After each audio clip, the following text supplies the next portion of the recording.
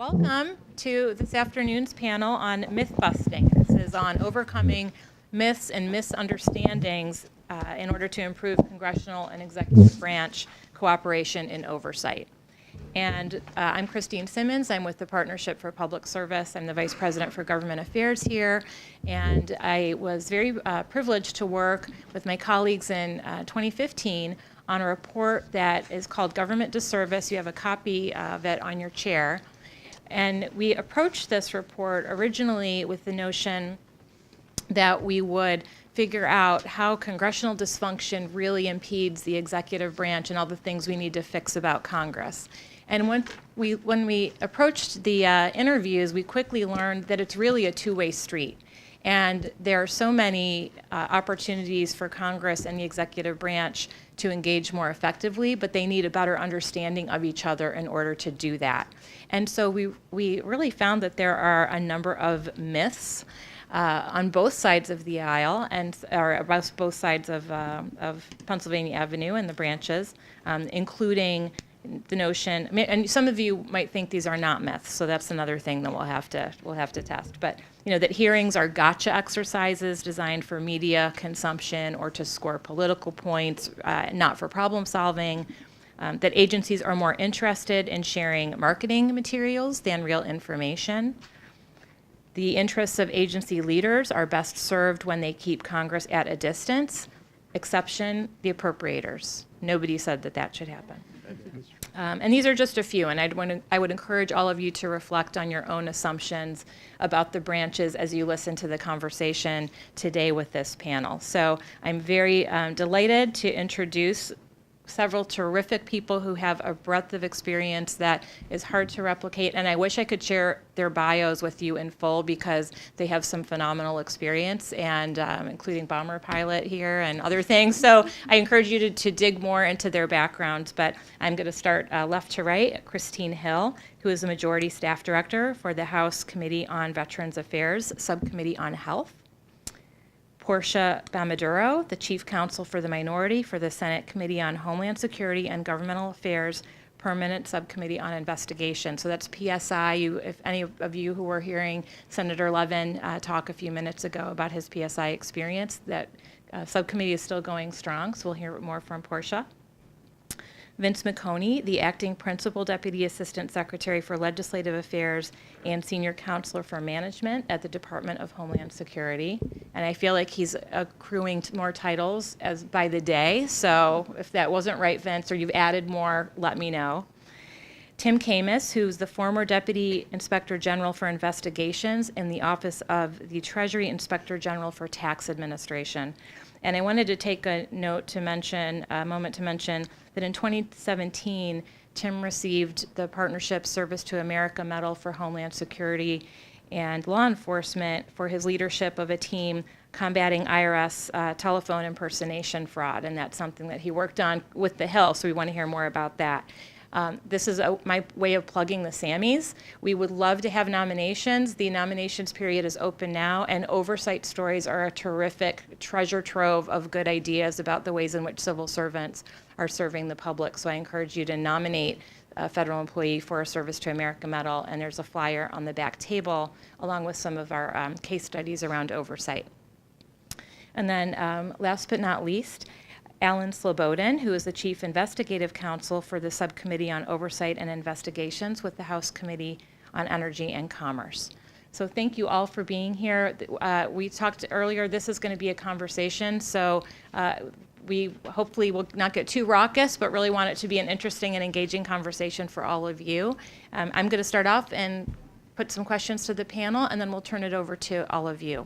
So let me start with a general question for everybody, and I'm going to start with you, Christine.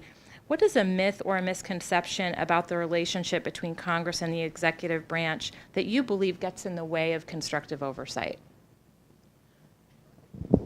I would say, at least from my experience with the House Veterans Affairs Committee and having come from the executive side working in Veterans Affairs as an assistant secretary, one of the myths is that everything is a gotcha, kind of almost as you mentioned, like with the hearings. So many times we just need information. The congressional staff is trying to address a policy, an idea from a member. We may not know if it's good or bad, trying to tease out some of those unintended consequences. And rather than waiting for a legislative hearing, we really want to try to get solid policy, solid ideas, good facts, and so many times, there's this barrier between the executive and legislative branch in that any question I answer can be used against me. And so I think so many times when a congressional staffer is asking a question, it's not necessarily to get someone in trouble, it's more to get a better idea as to what the real facts are and to be better informed. Thank you. Portia. Sure. I think I would just build upon what Christine said, and I would add that one of the myths that I think is permeating this discussion right now is that we on the Hill come at an investigation and we view ourselves as opposing parties to the executive branch, that we are foes in this oversight process.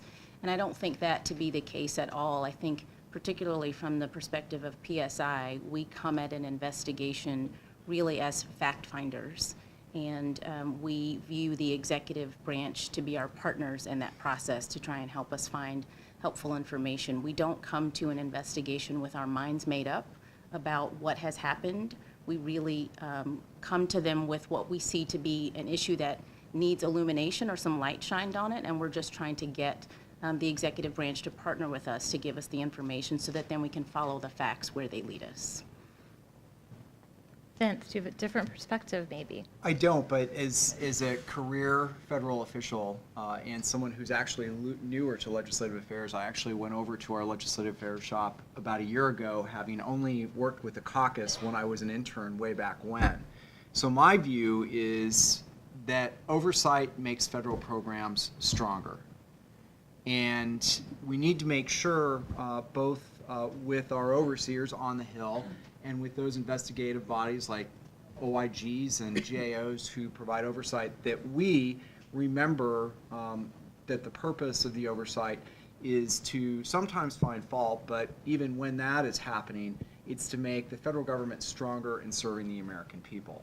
So I think sometimes on both sides we need to step back, remember the greater function that we're serving and the greater purpose we're serving, then come back on our side in the government, making sure that on the executive branch we are being open, honest, and transparent and providing information to appropriators and authorizers so that they can do their job, which in turn will help us make us do our jobs better.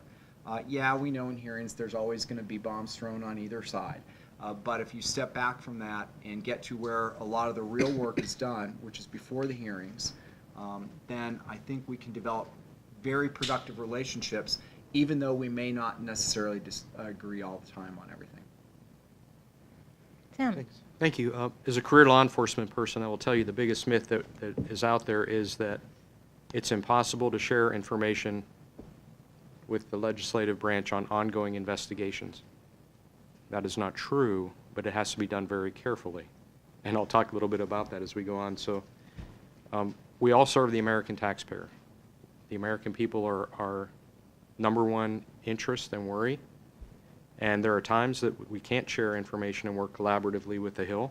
But I will tell you, in the interest of America, when that opportunity presents itself, we all need to take it. And one of the cases that I'll talk about at the end is a very successful case where we were so concerned about Americans getting scammed by the IRS impersonation scam that during an ongoing investigation, we regularly briefed the Special Committee on Aging, and it worked out great because I think between the two of us, we protect a lot of innocent Americans from getting scammed. So I think that's a myth. Thank you. Alan. Building off of the previous comments, don't assume a negative. So from the congressional standpoint, if you're the oversight person, don't assume just because you're not satisfied with the answer or with the pace of the response, that means assume a bad motive on the part of the executive branch. And as someone I think had mentioned earlier, if you're in the executive branch, don't assume a negative on the oversight request, or that there's some bad motive behind that. And to the public, don't assume just because this is happening in Washington, and you got Congress and the executive branch involved, that they're not people of goodwill really working in good faith to try to solve problems and deliver for the American people. So I think that's an interesting note, that there is a lot of goodwill and a lot of cooperation that's happening behind the scenes that the American public might not know about. And I would love for you each to touch on some examples of that cooperation and collaboration in places where you feel like oversight was yielding some real tangible benefit. And Portia and Tim, I thought maybe we'd start with you because you've worked together in the past. Sure. Tim and I were brought together, I guess it was back in 2014, I think, when I worked on Oversight and Government Reform for Ranking Member Cummings. And we were working together on what was a very politically charged investigation. At the time, it was the investigation into the IRS's scrutiny of 501c3 organizations. And so that one was a pretty politically charged investigation, but I didn't let that impact the way that I approached the IRS or TIGTA for information. And hopefully, Tim will agree, I think we were able to establish and maintain a really good working relationship over the course of that 18 to 24 months. Yes. And I just viewed it as it was my responsibility to try and get the information that would keep my boss informed. And Tim, I will say, to his credit, bent over backwards to get us the information that we requested. He made himself available to us.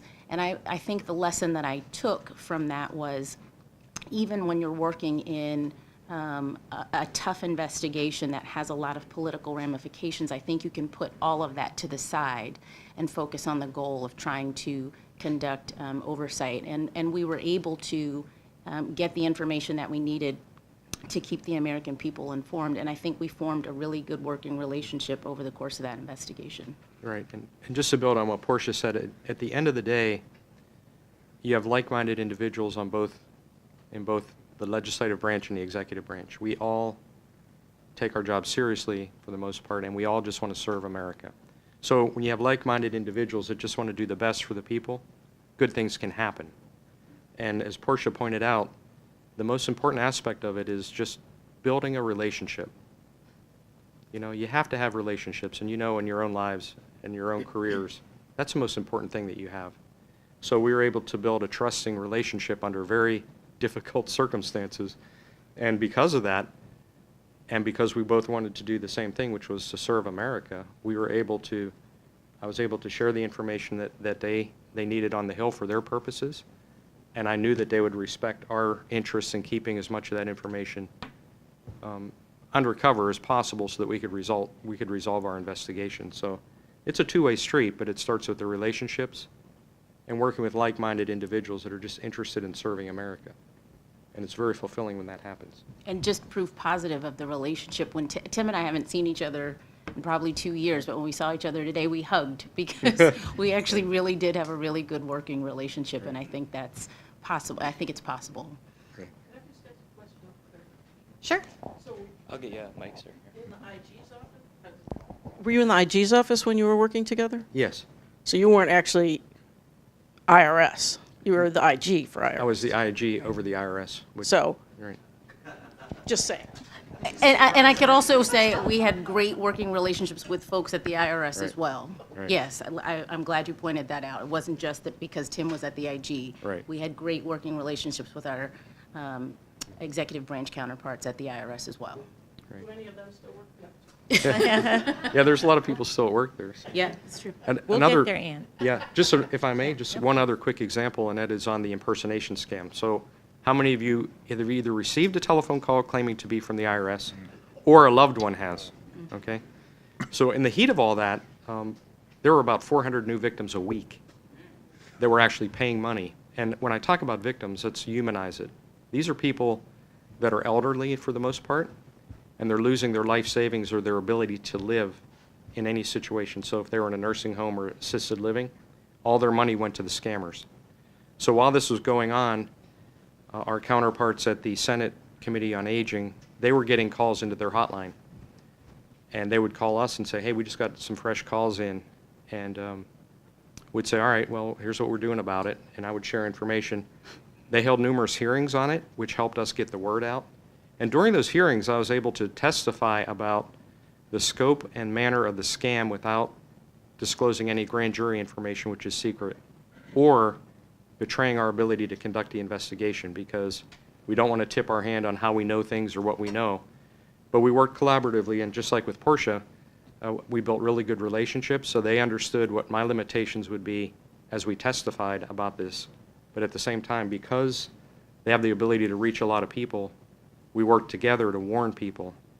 And we think, you know, just based, everybody's about results if you're a federal manager. We think that through that collaborative effort and the media that we were able to get out, we probably reduced the percentage of victims by 90%. Because in its heyday, like I said, it was 400 new victims a week that we were tracking, and we know there were a lot more. And then after a lot of the things that we did, a couple of the hearings, we were down in the double digits. So it really does work, and we really did help each other. And Vince, let me pick up on that note and ask you to talk about how DHS has leveraged its congressional relationships. I'm thinking in particular in response to disaster recovery. DHS is never not in the news, but when you think about all the hurricanes and the storms that we've had, how do your congressional relationships for the department come to bear in your response? So we have, particularly in terms of responses to hurricanes, fires, very open relationship with members of Congress and their staff to share information about all aspects of what we're doing. So, and I can personally talk about what we did just a few months ago when we were facing the hurricanes that hit Florida. A few days before those even started hitting, we began sharing with members of Congress in affected or potentially affected areas what the response was going to be, what we were pre-positioning to support that, and setting up a process by which we could talk to folks as we were going through response and recovery immediately, staff and members, through daily and sometimes twice daily calls. One, so that we could learn if there were critical unmet needs, and two, to share information and basically bust myths about what we were doing and how we were supporting state and local officials. I remember, you know, a couple calls in these where senators and members would get on and have very specific questions about specific communities that were impacted. That information helped FEMA and the department react very, very quickly to address those concerns. And that sort of goes into the recovery aspect of dealing with storms like the hurricanes or the wildfires, and that's a different response that we do than the immediate response. But we view these as long-term partnerships with congressional staff and members, because often they help provide us information that can help us be more effective in responding to and supporting state and local officials as they're doing what they need to do to handle the emergencies at hand. Can I jump in on that just real quickly, and kind of to piggyback on that, and also to talk more about just the value of relationships? Having been in VA in the executive branch, and knowing that VA's emergency preparedness sector is very talented and has a very robust program, that it was one of the bright spots of Katrina. And then coming back on the Hill, and with the latest disasters, we weren't getting that type of information coming from the agency. But I knew that they were doing good work. So just having that kind of bit of a relationship and going back to the agency and saying, you need to be pushing this information out to your congressional delegations, to your committees. Tell the good story, get them involved, and exactly like you said, I mean, they're on the ground in the district. They can help the agency in DC.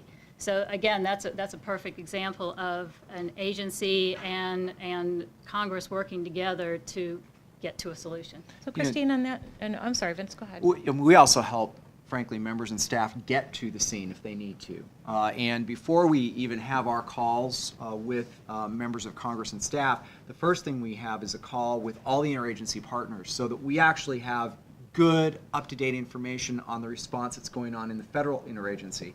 Everywhere from VA to what HHS might be doing, led by FEMA, with NOAA to find out what's happening in terms of the next storm fronts that might be coming, so that when we actually get on the calls, and frankly those are usually right before, so the information is very handy and we can answer those questions right away.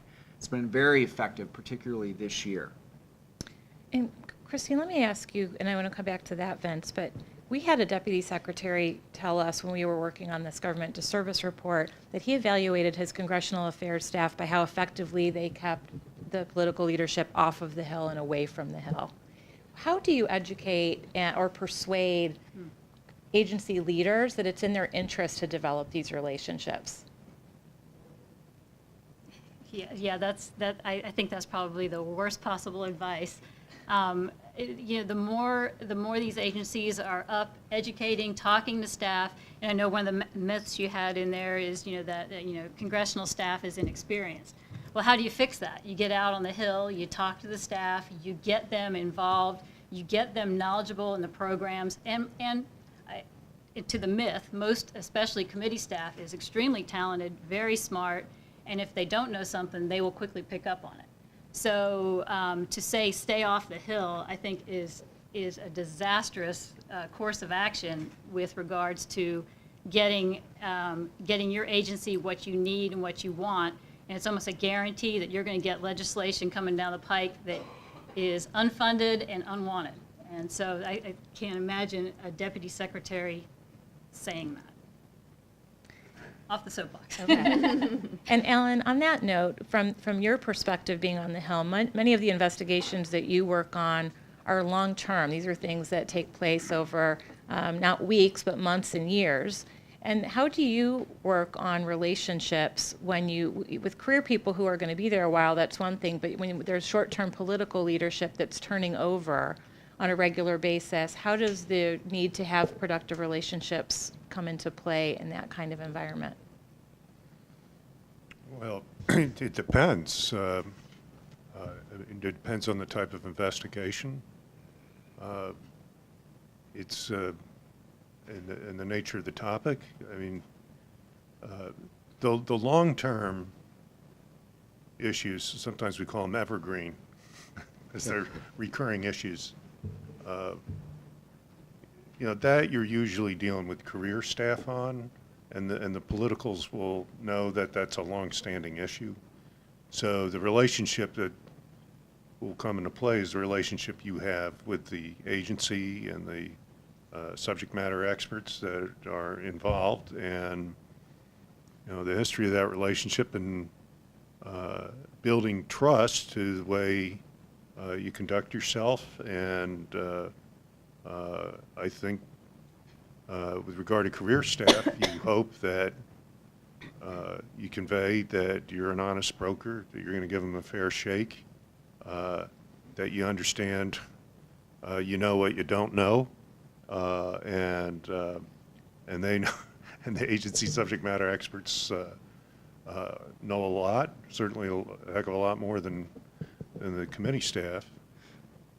So you go in there with some humility, and go in there and just be fair-minded, and most of all, show real sincere interest in what you're looking at, because chances are the person at the agency's reason they're still there and been working on it for such a long time is they have a passion for what they're working on, or they have a commitment to it, or certainly mission-oriented, depending on what type of subject matter we got. With regard to politicals, that's going to depend a lot, too, on, well, you're talking about administration of the same party or the opposite party. Now, from where I'm coming from, it shouldn't matter, but we know human nature, that, It'll be a little more challenging if they're not at the same party, but again, it's about establishing you're going to be fair and a straight shooter. And if you can convey that, chances are, even if the political's on the other side of the aisle, you can still build a good working relationship. Could we get there in a minute? Portia, could I actually ask you to talk about that a little bit? PSI has developed a reputation over many years of being able to operate successfully regardless of the political environment. I shouldn't say regardless, but maybe it's in spite of the political headwinds or who's in the White House or what's happening outside. So could you talk about what is it about that subcommittee in particular that seems to work so well? Sure. I think it's sort of been built into the fabric of PSI that our investigations are going to be done on a bipartisan basis. And so I think when we come to an executive branch agency with a request for information and we present a united front, the agency knows that we're serious about the request. I think the other thing that helps build the reputation of PSI is that we conduct all of our investigations in secret. So no one knows what we're doing until we have finished our investigation and we're ready to release a report or have a hearing. And we've built up a reputation of holding very tightly the information that we acquire over the course of the investigation. It does not get leaked to the press. And I think defense counsel who are representing parties on the other side and then the executive branch agencies know that when they give us that information, we're going to use it properly. We're not going to disclose it inadvertently or intentionally until it's time to do so. And one of the other things that we do is we give all of the vested parties an opportunity to see what we're going to make public before it goes public, and we give them an opportunity to weigh in with their concerns. And so I think all of those factors have helped establish the reputation at PSI and allowed us to do really good bipartisan work. Okay, Vince. Yeah, I can attest to that. PSI is tough. We see them a lot at Homeland Security because they're in our oversight group. And sometimes one of the things, particularly with PSI staff, they'll want a lot of information. So sometimes what we try and negotiate is, look, for all the stuff you want, it's going to take this amount of time. Help us figure out the important things that you want first, because we'll get you everything you want. But we need to identify what we can get you that's most valuable early on. And that's really where the negotiations and the discussions and the collaboration begin so that we can help the investigators do what they need to do. You know, I tell my colleagues, unlike fine wine, withholding information for a long time doesn't do anything except get people really grumpy when your secretary goes up to testify at a hearing that he or she needs to go to. So it's our job to make sure that we satisfy the needs that our overseers have in a timely way and not blow them off.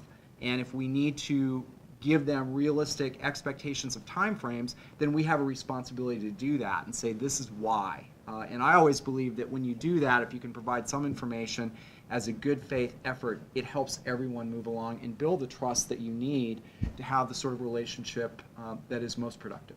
And if I could just add to that, we love having those negotiations.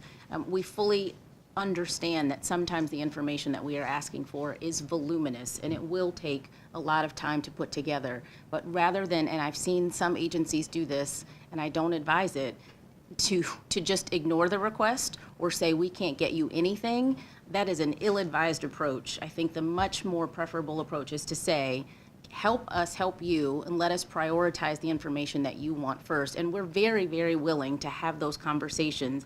And as Vince noted, it improves the relationship that you have. And we're all trying to get towards the same goal, I think, of transparency. So, Tim, do you have a Yeah, comment? if I may, just from the other side of the equation, at the end of every letter, there's a phone number Right. and there's a name. Yep. And when you get those letters, you read them, and then if you have any questions, you call the person and you call them and set up a meeting to talk to them. And that will really help you understand exactly, as Vince pointed out and Portia, you know, what do they really need right away and what are they trying to do? And then as the executive branch side, if we have specific concerns or we have an angle that we're looking at and it's very sensitive to what we're trying to do as far as a criminal investigation, that again is our opportunity to say, okay, great, we're glad you're looking at this issue, but we're in the middle of something that could turn criminal. So to the extent possible, please continue to keep this very, very carefully guarded, because it could jeopardize a criminal prosecution. And again, it's all about the relationships and trust.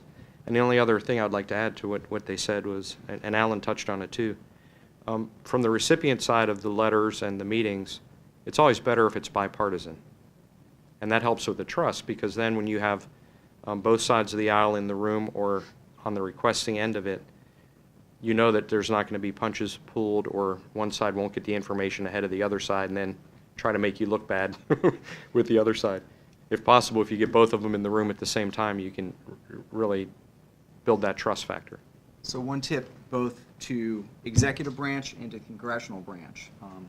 On the executive branch, you need to make sure that you have the right person at the right level who can make the decisions. So oftentimes I see and have seen, and frankly had an experience with PSI, where someone pretty deep within our organization was dealing with a very important response, and frustration was really building, and I finally heard about it and I was like, no.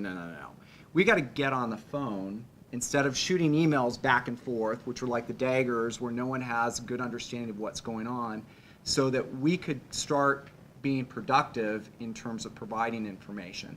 So on our side, we have the responsibility to make sure that we have the right decision maker who can be engaged in those discussions. And on the Hill, if you see us not, you need to give a call to the Ledge Affairs shop and say, help, we're getting nowhere and this is not going well and my boss is getting really pissed, and we know what happens when that happens. And that usually will get people to engage at the right level to make sure that you get what you need. And I'm going to turn it over to the audience but a couple more questions. I wanted to bring up or ask about GAO, because often the Hill will use GAO as part of its it is the investigative arm of Congress. From the perspective of our executive branch panelists, how do you engage with GAO in a way that is productive and helping you advance your mission within the department? Does GAO help you do that sometimes? And what would you say about those investigations or inquiries that you get? You or me first? You, please. All right, so when DHS was set up, 22 different organizational cultures coming together in one agency. Not clear lines of management established and direction on how we were going to accomplish missions or how we were going to integrate missions. GAO quickly said you got to focus on management issues, and they put us on the high-risk list. For some of you who know, being on the high-risk list tends to be someone's entire career, because you don't graduate unless you really graduate from that. So when I started at DHS in management, prior to coming to OLA, one of the issues we had is GAO would send out their annual report on high-risk lists. We were doing all this stuff, we were sending reports, but we were not making any progress. So we said, wait a minute, let's get together with the GAO team, and we invited them over for pizza, for which we all paid for ourselves, got in a table and said, okay, we feel like we are in a cage just keeping on spinning, and we're giving you stuff, but we're not giving you the right stuff. We're not having a dialogue about where the goalposts are, and we're not really understanding what you think we need to do specifically to address these management issues at Homeland Security. And so that was the start of a process that went on for several months until we got to the point that we knew what we needed to provide in reports. We agreed on a frequency of how we were going to provide those reports. We agreed on ways that we were going to have our lines of business communicate on a regular basis with parts of the team that were working on this. And we, all of our meetings when we came together, and we involved leadership, which was also very key, the Secretary and the Deputy Secretary, where we met twice a year with the Comptroller General and the leads of the teams and talked about what was going on. But we developed a common framework of how we were going to report progress to GAO. That resulted in the last time that we went before the House Oversight and Government Reform Committee, we had our Undersecretary for Management next to the Comptroller General, who said, they're not done yet, and I always reserve the right to change the score, but they're a model of how you respond to and address these issues. And that was really a turning point where we said, and we had a horrible relationship with our IG as well, where we said, we're all on the same team, we all work for the same government, your job is to help us make us better. We're not always going to agree, but let's at least have discussions about how we can set goalposts that we all understand so that when we're giving you information, it is, one, helpful to you, and two, it helps you understand what we are doing. So we're very proud of that. We're actually very proud of the fact that we got information sharing, which was also on the high-risk list, how we share information with state and local officials about law enforcement matters within our jurisdiction. That came off the high-risk list based on the communication about what we were doing day to day with them. And now we meet, in fact, yesterday, I believe we had a town hall meeting with GAO, and a few weeks ago we had a town hall meeting with the Inspector General, Acting Inspector General at DHS, where we had conversations with people who are working in all of these matters on a regular basis about how we can better communicate. And I would say also that Oversight goes to people like the Partnership for Public Service, who points out our survey scores every December when they do their best places to work, but also is an additional way that the public has an impact on making sure that we're doing right by our employees and doing right by the nation in what we do. Thank you. Tim, did you want to add to that? We had a little different relationship with GAO because I'm with an Office of Inspector General, and our focus was the Internal Revenue Service as our only oversight. And naturally, GAO was also interested in the Internal Revenue Service from their position. So our audit staffs would meet annually and go over the audit plans to make sure that, understanding that the IRS was just trying to do their mission, and they didn't want to be over-audited or dual-audited. So to the extent possible, we would meet and negotiate with GAO to make sure that there weren't overlapping coverage of the same issue. And there were occasions where investigations would be of interest to GAO, and we would approach it the same way we did with our colleagues on the Hill. It serves no useful purpose trying to put things in a silo and siphon. It causes more problems. So to the extent that you can legally and without betraying the investigation, the more information you communicate, the better. So it was a little different. We weren't the victims, I guess, with GAO so much as we both had a mission of oversight.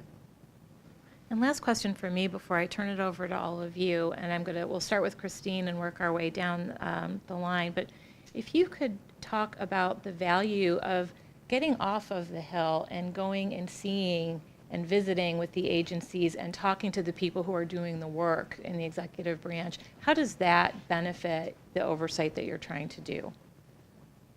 For our committee, it's very valuable because what happens in DC at central office and the policies that are pushed out, what's actually going on in the field with the over 157 medical centers who are all, some of them are their own little entities, and they're not all run exactly the same. For us to go out in the field and actually talk to the people on the front lines, actually talk to the leadership in these facilities, and understand what they are hearing getting pushed out of DC, how they're interpreting it. Probably most of you are aware we had this big VA scandal starting in 2014 that led to some very significant groundbreaking legislation that really changed the way community care was provided to veterans. But in going out in the field, we're also often told, well, Congress said we had to do it this way.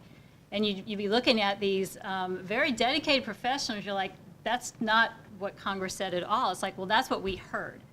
And so by us going out and finding out, how is this information being disseminated, how is it being interpreted, and how the policy is being implemented was very important for us to come back to DC, work with central office, and try to get everyone pretty much on the same page and to create a better functioning agency overall. So for us, going out in the field is very valuable.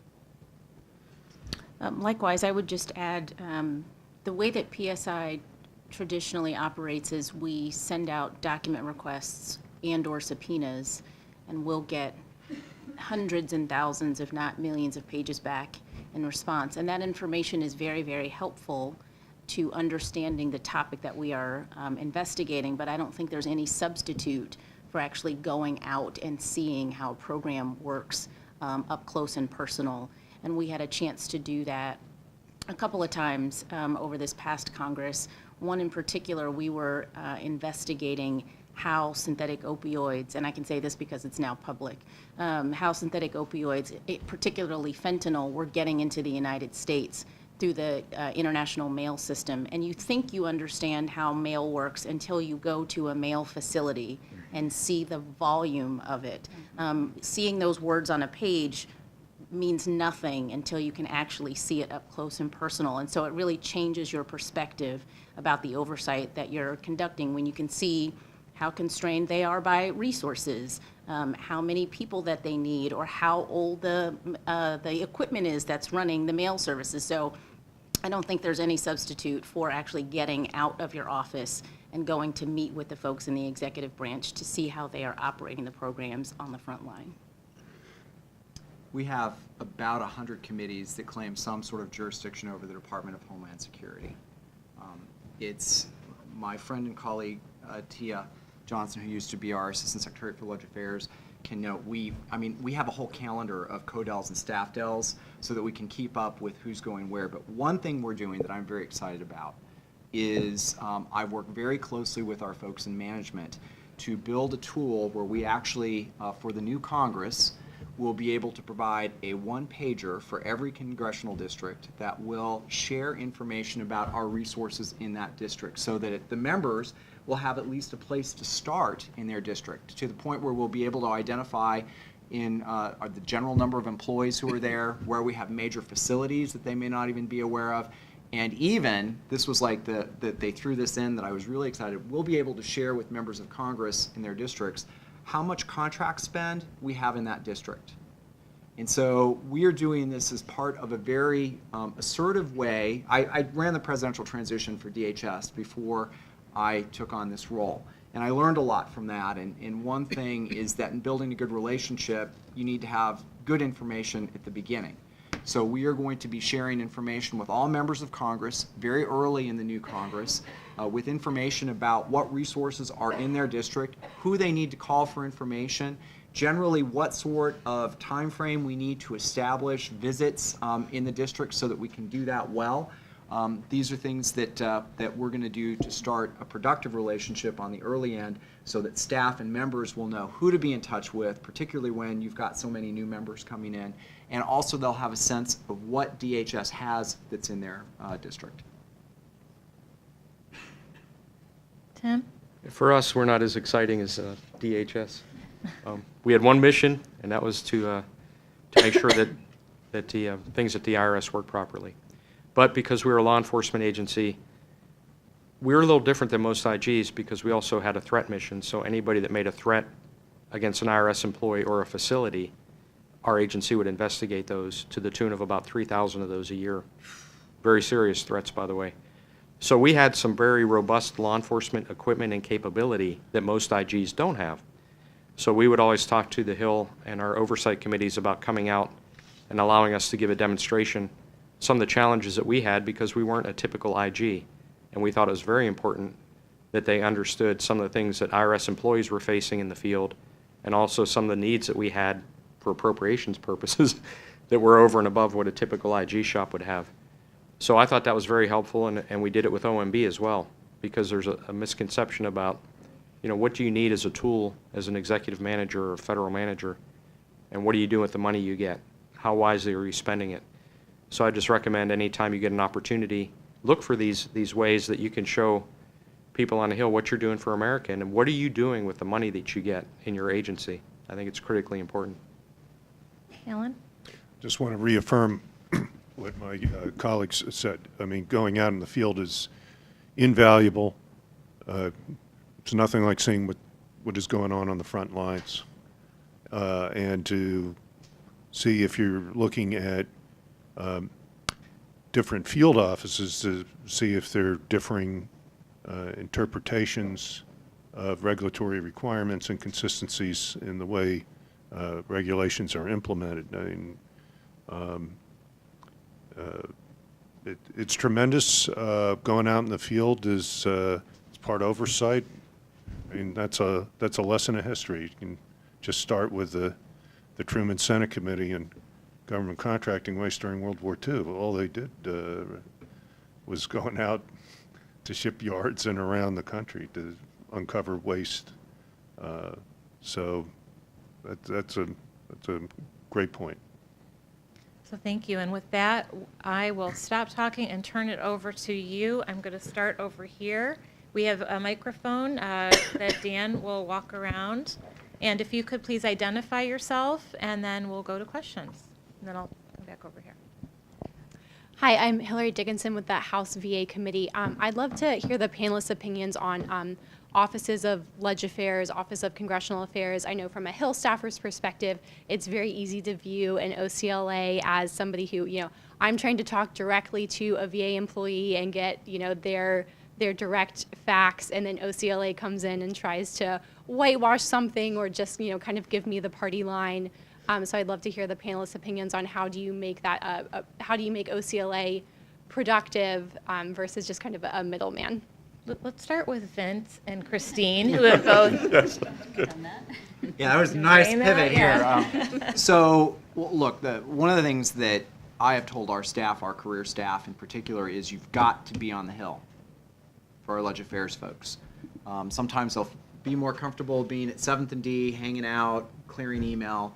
That's nice, but you need to be on the Hill. You need to know staffers on our committees of jurisdiction.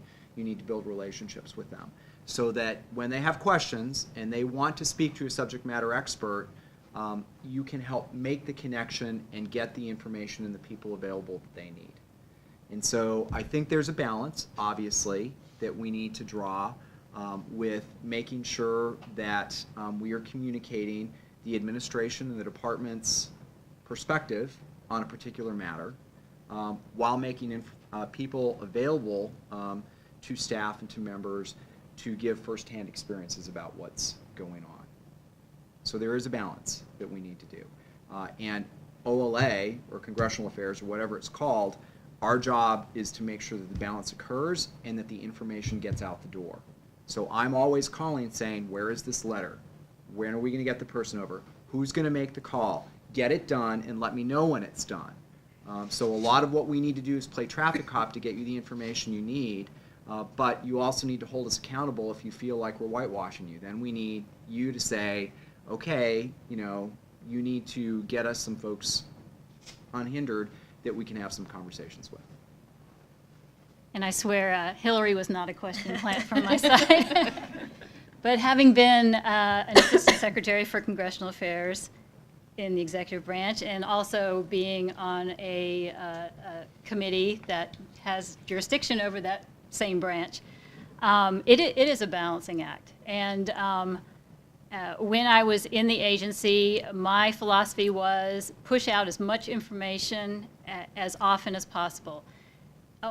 Almost overwhelm the committee with facts. And so, if you keep giving them things, they're reading it and they're having to have a hard time coming back with too many questions. But I also, again, kind of the relationships, I got to know my, the staff directors very well and the staffs, and had no problem picking up the phone and calling whenever anything was starting to look like there might be an issue growing, just to give them just this is coming. You don't want to hear it from the press first. That's like the worst thing that can happen. And so it got to be where I was calling the committees 2 or 3 times a week, usually on Friday afternoons, because that seems to be when bad news comes out. And just a little anecdote, I called one Senate staffer, and he was like, okay, Christine, what is it this time? And I said, I was just calling to say have a really nice weekend. And he just started laughing because he's like, you're the relative that it gets appointed to call everyone else when somebody dies. So I was like, so it got to be where anytime they saw my name, they were going to get some information. Usually it wasn't good, but at least they were getting a heads up so that they weren't surprised and their boss could be a little proactive on finding the information. On the committee side, I do get a little frustrated in that sometimes, like I mentioned earlier, sometimes we just want some information. We want to talk to a subject matter expert who can explain a particular program or some nuance of a program that we're just not sure of because somebody's looking at legislation. and having to, and I know the purpose of OCLA is to stay on message, to keep the secretary informed as to what the interest is and kind of a flow of information. But when it becomes more like a gatekeeper, and I can't just ask a simple question without going through several layers and multiple, well, we'll get that coordinated for you. It's like, I just need an answer for information. It's not going anywhere. So it's a tough balancing act, but I think for those in the agencies, recognizing that sometimes, information is good, and sharing of that information and keeping those lines open to the best of your ability is productive for both sides. Other questions? Yes.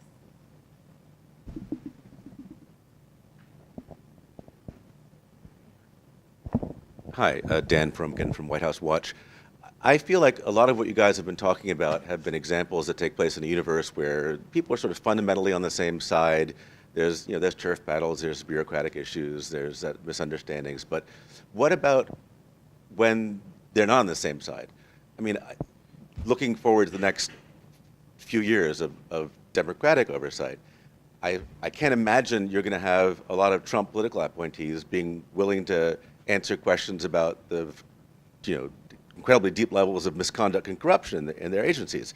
So what, so you mentioned responding to the Congress about the hurricanes in Florida. What about the hurricane in Puerto Rico? What about when there is stuff that they're trying to hide? I got a sense from Alan that maybe the subtext here is you need to talk to the career folks rather than the political folks.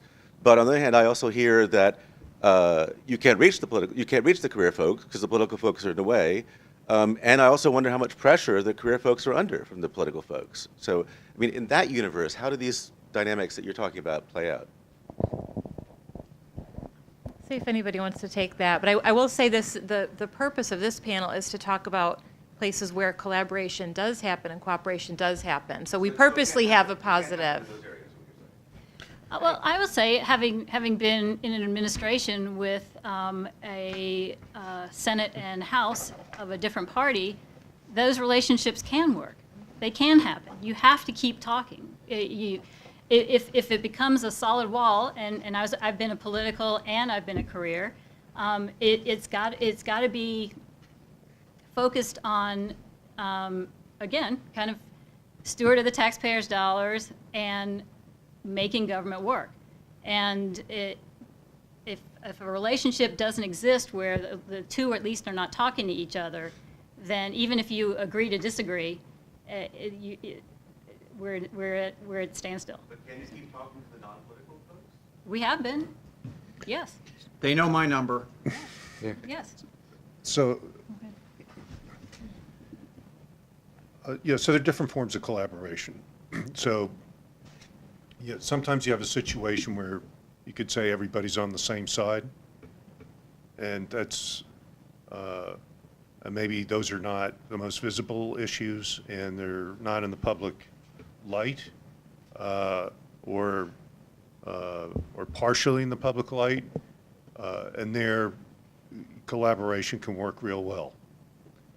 Then there's the category, there are going to be investigations that have a lot of visibility, where the issues are such that it's, the agency is going to be feeling besieged. If it's out there in the press, they got a committee that's out there sniffing around. And what I want to convey is, even in that type of situation, if you have if you can establish good working relationship with your counterpart, or help convince them of the value of cooperating, at least collaborating, for example, what was discussed before about negotiating a request to make it more targeted or more sensible, that helps the committee get to the facts a lot sooner, doesn't waste a lot of time with the agency. Work out a level of trust so that you can talk to people with firsthand knowledge or your subject matter experts. If the nature of the issue is such, you really need to talk to those people. That's the only way you can conduct good oversight. But the other piece of this is, in talking about those types of investigations, that's where bipartisanship becomes very, very important, because I think if you got a bipartisan investigation and the majority is of a different party than the executive branch, if they can bring along the minority with them, that's going to get different handling than if the investigation's perceived as partisan. So, so the idea is to conduct, if possible, bipartisan investigations, or to the extent possible where they might not necessarily be bipartisan on its face, the minority can play a very important role as being an honest broker to help facilitate these investigations and to keep things on track. Is that reasonable in the next 2 years? Do you think that's possible? Yeah, I do. Other I questions? don't really anything Yes. else.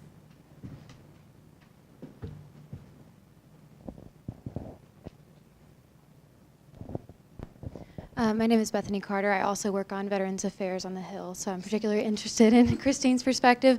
But I have two somewhat related questions about public trust and all of this, and they also both have to do with not just interpersonal direct contact with OLA, but also any sort of public oversight functions, hearings, letters, that sort of thing.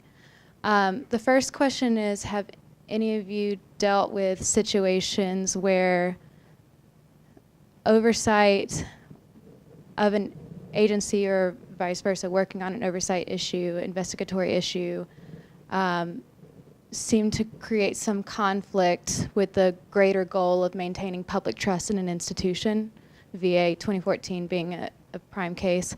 And then a related question to that is, I think the Lugar Center mentioned this too in their demonstration, that by nature of working on the Hill, being part of that rumor mill, as well as dealing with constituents on a day-to-day basis, we hear a lot of anecdotal reports and rumors, either about agency operations, either in the field or, you know, if you want to bring up the deep state hashtag, but you know, those types of anecdotal, you know, ranging from an individual veteran's experience to conspiracy theories. But where I'm going with this is how, when those get elevated to, say, a hearing level or to a communication with an agency, do you find that constructive or damaging to dealing with that agency? Because I feel like anecdotal stories do become part of the oversight process in a lot of circumstances. Well, I'll try to keep this short because we've had a lot going on in the past 4 years. And when the big scandal broke in 2014, you know, we had multiple hearings, and they were nighttime hearings in order to get the full committee there, fully bipartisan. Every member participated, every member was fully engaged, and it was very, while it was hard to hear, it was very productive. But we did fear that, you know, any type of, you know, all of that coverage would keep veterans from using any of the benefits or services that they deserved. So, but in also kind of keeping it at the bipartisan level and trying to find solutions going forward, hopefully that didn't, it could be viewed as damaging, but I think in the long run worked out positively. I know recently we've had a few hearings on mental health and suicide prevention, knowing that that is still a huge issue in the veteran community.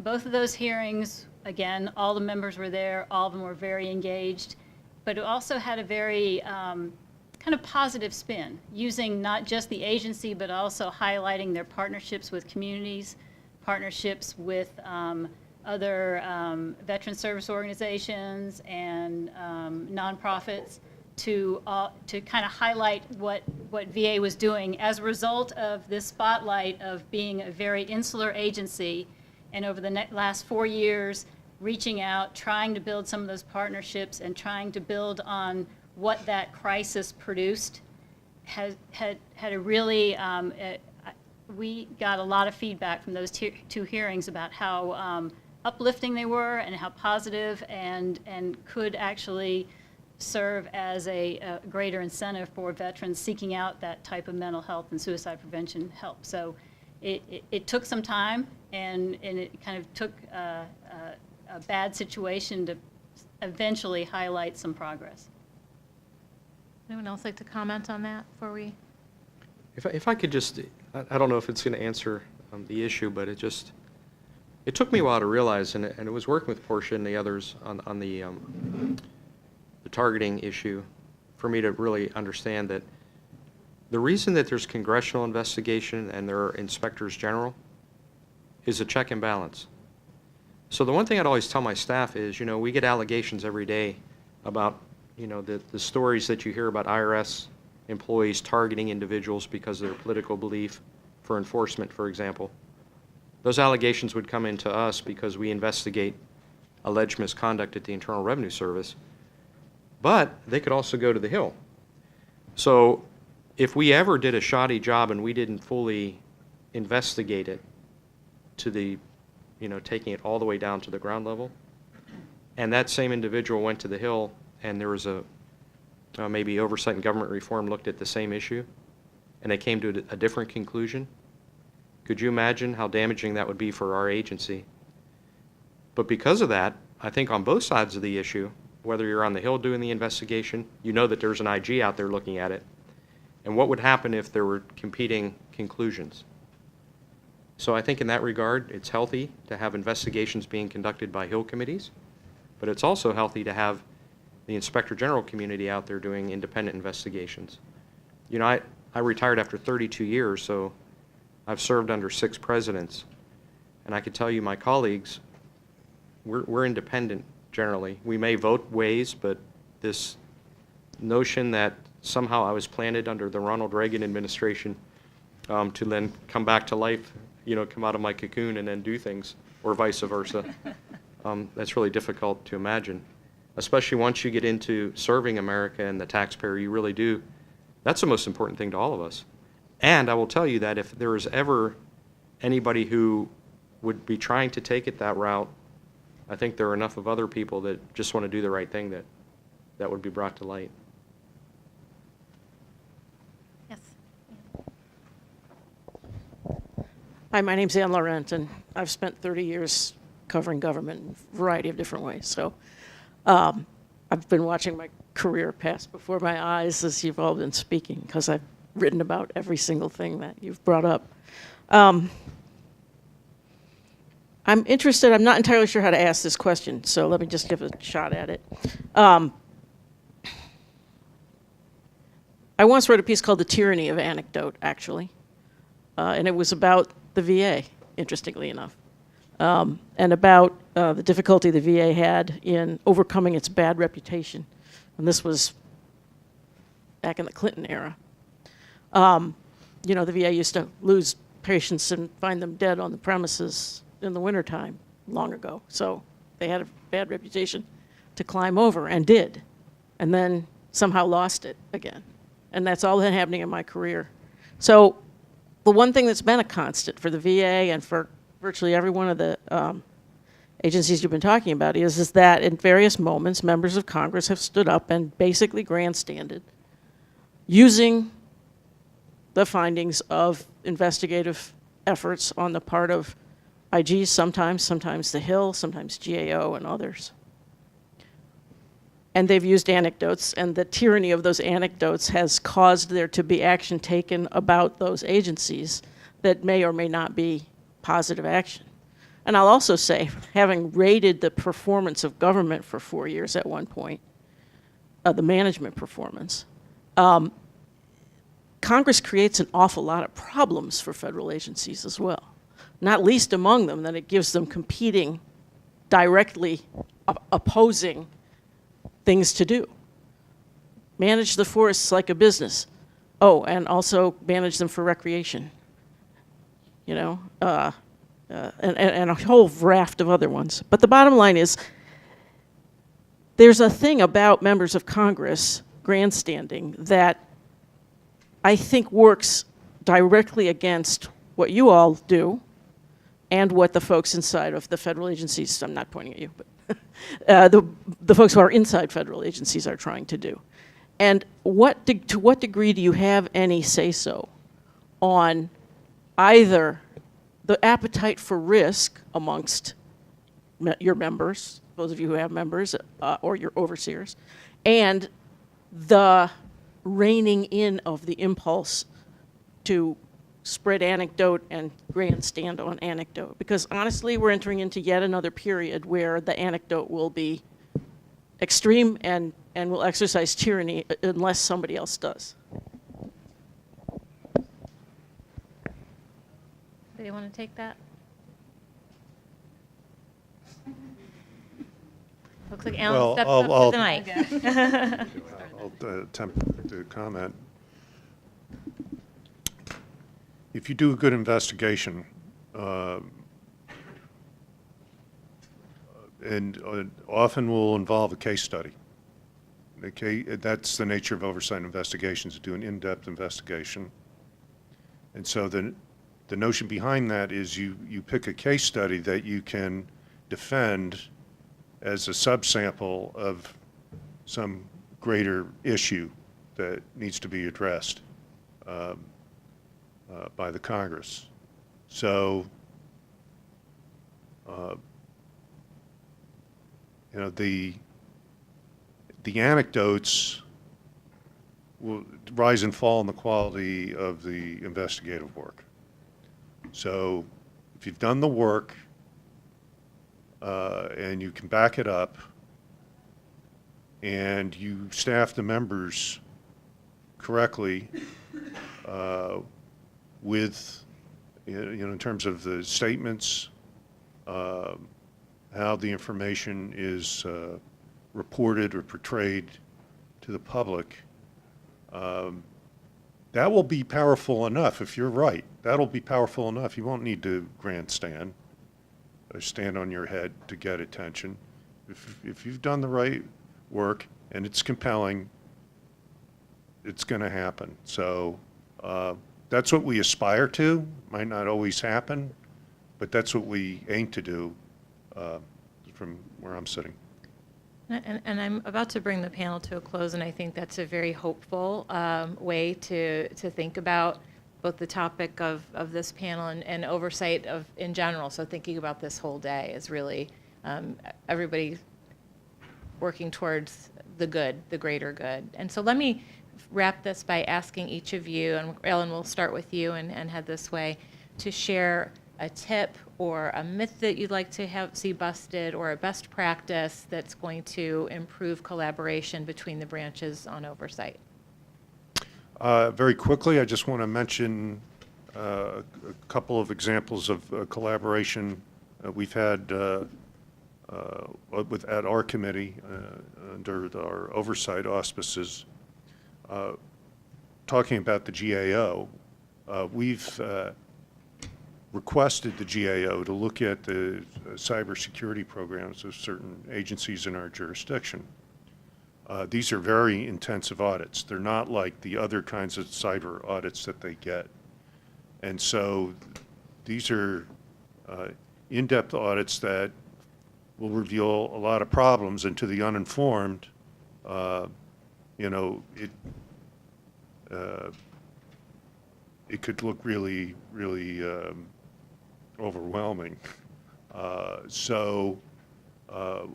One thing that's worked rather well is, as GAO is doing these audits and they're finding issues, that they inform the agency in real time. Don't wait to issue the report. Get them to start fixing it right away. We've helped facilitate that as an honest broker, because that's getting a little, you know, that's not something GAO typically does. But we've gotten some really positive results that way.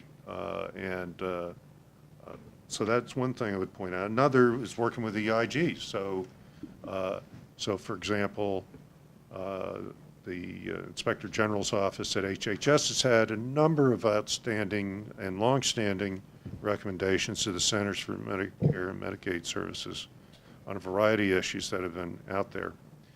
We attempted as a committee to go to the IG and say, identify for us out of these longstanding recommendations, what are the low-hanging fruit? Give us a subcategory of things that you think that CMS agrees with and could address relatively quickly if they're focused on it. They gave us, I think, a pretty reasonable list. We turned to CMS and said, take a look at this and see what you can do in a year. And that's helped knock out a number of unimplemented recommendations.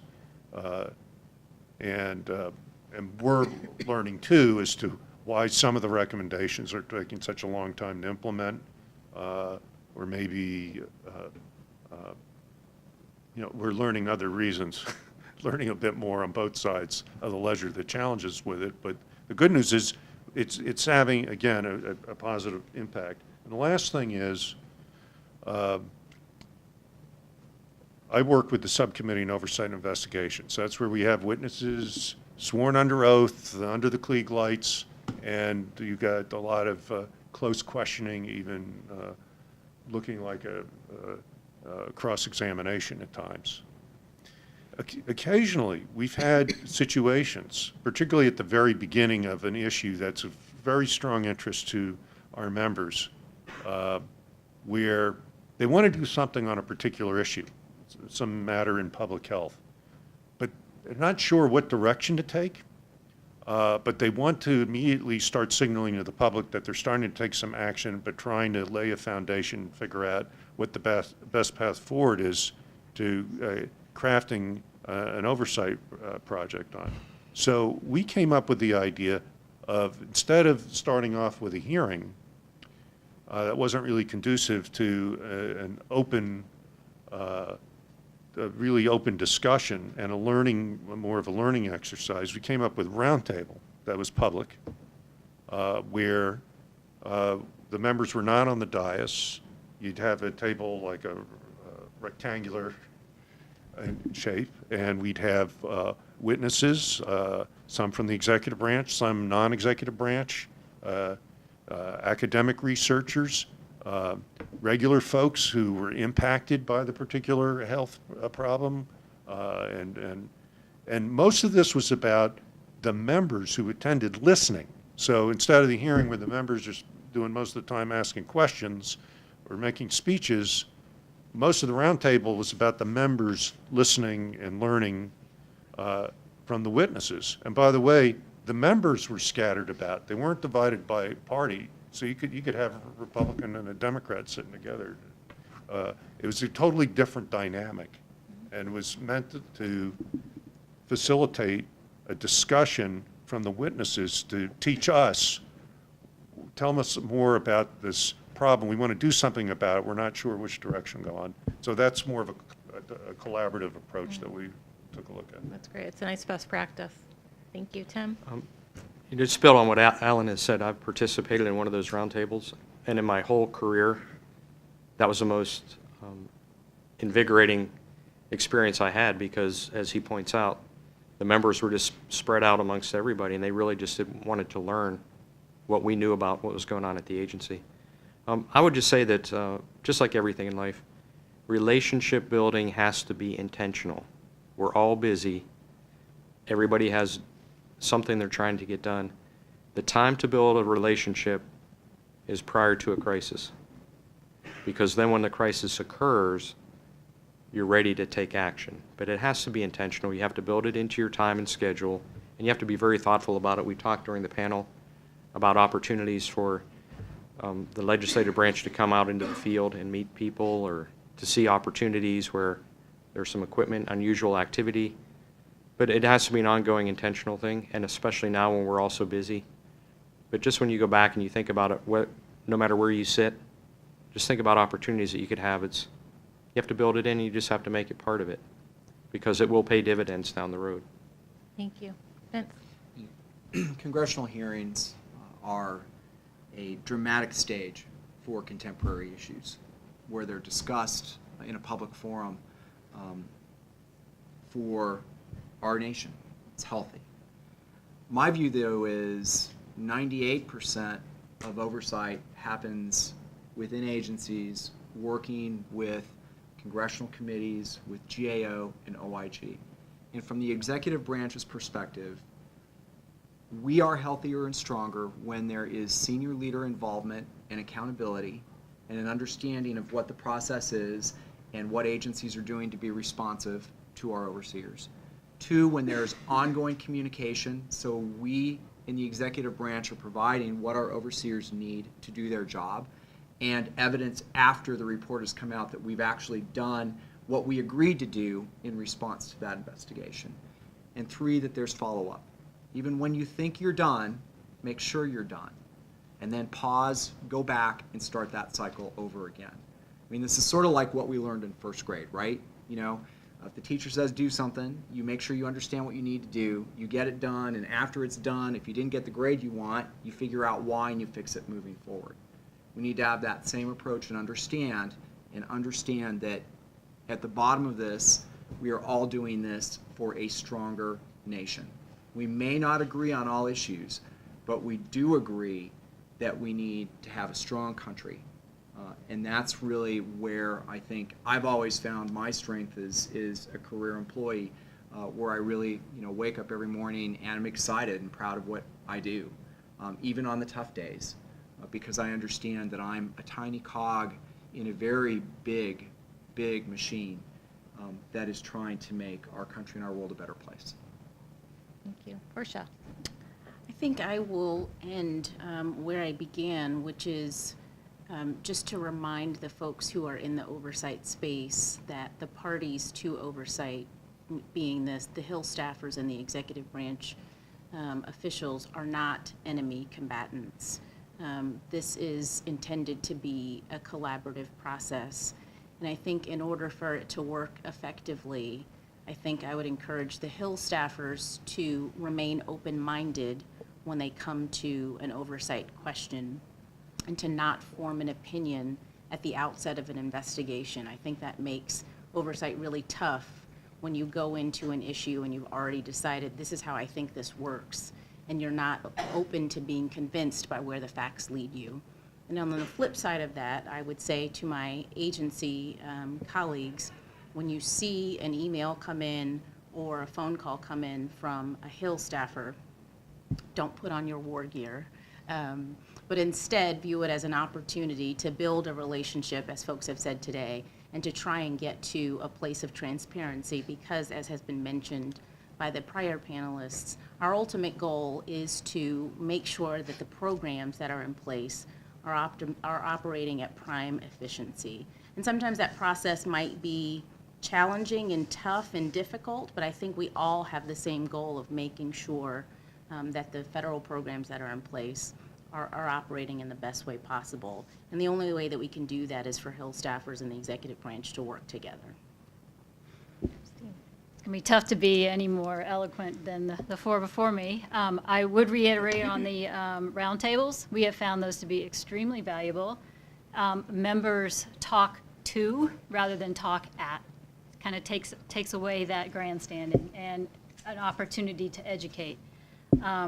Tim mentioned earlier, the bottom of all those letters that go out asking for either a hearing or an investigation, there's a phone number and a name at the bottom. If anyone has questions, or just reach out and get more insight as to what really is being asked, and again, that relationship just needs to continue. And other than that, recognize that, kind of as Portia said, Hill staff, agency staff, and as Vince said, everyone is really trying to do their job for the best of America, and that's the bottom line. And I don't think anyone really There may be political aspects to things, but at the end of the day, everyone wants a better government and a better way of life, and that's. I'm done.